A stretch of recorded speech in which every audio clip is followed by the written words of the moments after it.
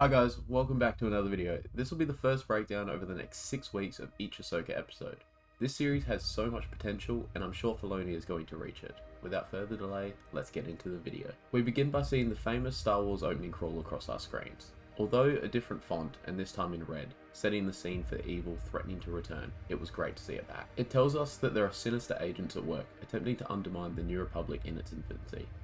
Whispers are spreading of the possibility that Thrawn survived the Battle of Lothal, with his impending return a source of inspiration for Imperial remnants. Ahsoka has captured Morgan Elsbeth and learnt of a map that is vital to those working against the New Republic, and has set out to obtain it before the enemy can. A large New Republic ship appears on our screen, travelling through space expecting a ship to arrive called Home 1. Another ship arrives in their area, transmitting old clearance codes that identify themselves as Jedi, requesting to meet the ship's prisoner. Calling their bluff, the captain allows them to land, greeting the occupants of the ship with security party. We see the imposing Baylan Skull walk off the ship, closely followed by his apprentice, Shin Hati. This reminds me a lot of Qui-Gon and Obi-Wan on board the Trade Federation ship in the beginning of The Phantom Menace. They continue the Jedi Act before being called out by the captain as Imperial trash, having pushed their luck too far. The security party and their droid attempt to scan these imposters for their identification. However, Baylan has other plans and subtly gives Shin the go-ahead. She ignites her lightsaber and makes light work of the New Republic guards. Baylan confirms to the captain that they are in fact no Jedi, as he puts his saber through his chest before setting off to complete their mission. We see Shin take control of the bridge with ease before Baylan has his turn at an iconic hallway massacre, slaughtering the guards with both his saber and the Force before reaching the prison cell. Using the Force, Baylan unlocks the cell, revealing Morgan Elsbeth as the prisoner. As they leave, Morgan informs Skull that the Jedi who captured her seeks the map and knows about Thrawn. Questioning who this Jedi could be, Elsbeth tells him that it is Ahsoka Tano. We're shown the episode is called Master and Apprentice, which was the name of one of the trailers and will be a huge theme throughout the series, I believe. We see Ahsoka on the planet Arcana, a stronghold that was constructed by the Night Sisters of Dathomir. She uses the Force to cut a circle in the ground below her with her sabers, dropping into what looks like a tomb. The location looks like it belongs in Jedi Fallen Order. There are engravings on the walls of statues holding a gold orb, with various lines and circles linking them all. Ahsoka kneels down and holds onto one of the 3 pillars, meditating as we hear a faint, ghost-like voice. This is probably just her listening to the Force, but it could possibly be evidence of her having Force psychometry, where the user can learn about the past of an object and those who had interacted with it. This was a power possessed by Cal Kestis and Quinlan Vos. Ahsoka turns the pillar, where we can hear what sounds like gears rotating before they come to a stop and the top lines up with a gold orb on the wall, making it light up. She repeats this for all 3 pillars, lighting up all 3 gold orbs on the wall, sending the pillars retracting into the ground before one raises in the center of the room. Uncovering it as the exterior turns to sand, she reveals the gold orb, recovering the map that will lead to Thrawn. This reminds me a lot of the puzzles you would have to complete on Zepho and Fallen Order. Struggling to reach out to Hu Yang to inform him that she has retrieved the map, she leaps to the surface where she is greeted by 5 HK assassin droids. Making light work of them, they realise they are beaten and initiate their self-destruct sequence. Ahsoka leaves the area quickly and jumps aboard a T6 Jedi shuttle at the last moment as flames and explosions wreak havoc below her. Once on board, she instructs Hu Yang to have her back and remain closer next time, where he sarcastically replies that that is the job of a Padawan learner, reminding her that she used to be one, as well as we later find out, used to have an apprentice in Sabine. Fleet Command calls out to Fulcrum, Ahsoka's codename as we found out in Rebels, informing her that there has been an incident. They arrive at the side of the ship where Morgan Elsbeth escaped from, providing their clearance code to Home 1 as T61974. These numbers stood out to me as 1974 was the year that the first script of Star Wars was completed, as well as Dave Filoni being born in the 6th month in 1974. Possibly a little head nod to either one of those things. Upon landing, we can see what appears to be the ghost in the hangar. As Ahsoka steps off the T6, Hera, who is portrayed by Ewan McGregor's wife, Mary Elizabeth Winstead, greets her. General Syndulla briefs Ahsoka on Elsbeth's escape, and shows her a hologram of Baylan and Shin. Acknowledging that there aren't many Force users left, and not recognizing them, Ahsoka gets Hu Yang to analyze their lightsabers to see if anything in his database provides a match. Providing Hera with some good news, Ahsoka shows her the star map she retrieved, which can lead them to Thrawn. Hera is under the belief that Thrawn is dead. However, Ahsoka has been hearing whispers of his impending return, which means Ezra is alive too.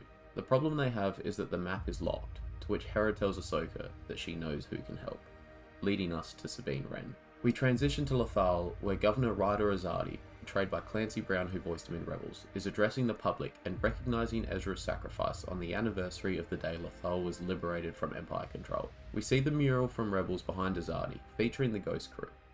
He announces Sabine Wren to come up and say a few words, before realizing she has fled the scene. He throws Jaikel on the stage instead, who featured at various points in Rebels and was in the Imperial Academy with Ezra when they broke out together. Rebellious as ever, Sabine is rushing away on her speeder, evading the security sweep for her by pulling off a crazy stunt and sliding underneath an E-wing as she listens to punk rock music. She arrives home at the communications tower in which Ezra used to reside. She feeds her Lothcat, revealing her Mandalorian helmet. Reminded due to the day's events, she pulls out an old hologram of Ezra, where we can see him telling Sabine about the sacrifices he had to make in order to defeat Thrawn, which we saw at the end of Rebels. We see Shin, Morgan, and Baylan at the ruins of the temple on Arcana, where Morgan informs Shin that this place was an ancient temple built by her ancestors, revealing herself to be a Night Sister. Shin questions her, asking if she is a witch, to which Morgan corrects her, a survivor. This is of course in reference to the slaughter of the Night Sisters at the hand of General Grievous and his droid army.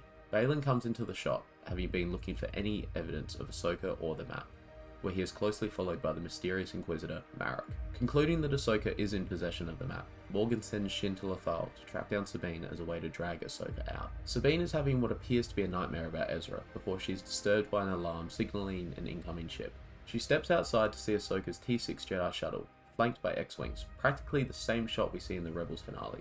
The two reunite, where Sabine is brought up to speed on the situation with the star map, and whether or not she'd be willing to put her artistic gifts to use in an effort to unlock it. For those who haven't seen Rebels, Sabine is very talented artistically, often painting stolen Imperial uniforms, as well as giving Chopper a makeover in order for him to fit in when making their way into Imperial bases. There's clearly some resistance from both Ahsoka and Sabine as they have a strained relationship. Hu Yang interrupts with news about Baylan and Shin's lightsabers, as they were both talking about what could have been with Sabine's training. Sabine requests to take the map with her in order to be in a space where she can think clearly with it.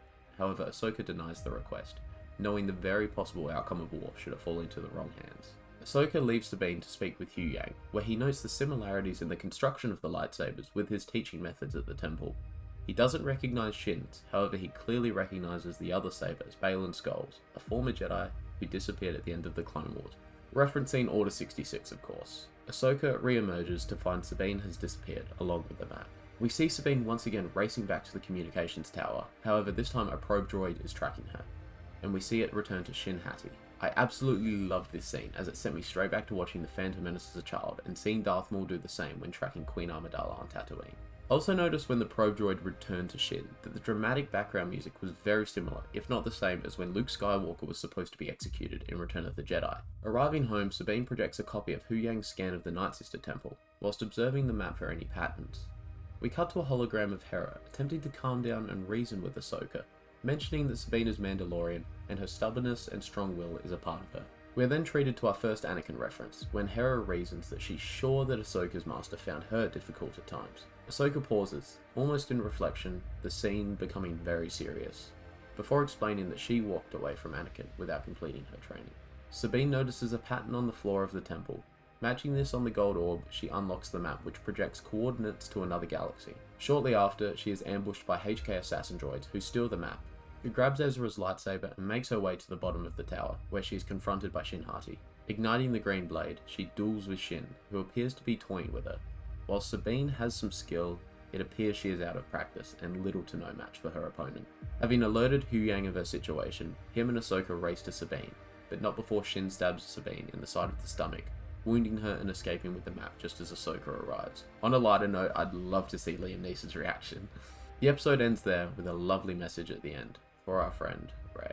May he rest in peace. Absolutely loved the beginning of this series. I'll continue and do my breakdown for episode 2, however I think Dave Filoni and his team have absolutely nailed it. I expected there to be some slow moments in the first 2 episodes, as we get up to speed on each character's situation. However, I found the pacing to be really good, and didn't find any scenes dull at all. There are some incredibly interesting characters I can't wait to learn more about, such as Baylan and Shin, and I found the overall world building really engaging. Thank you, Dave Filoni. Let me know what you guys thought of the episode, and any cool little things you picked up on. I cannot wait for what the next 6 weeks deliver us. Thank you for joining me today, and until next time, may the Force be with you, always.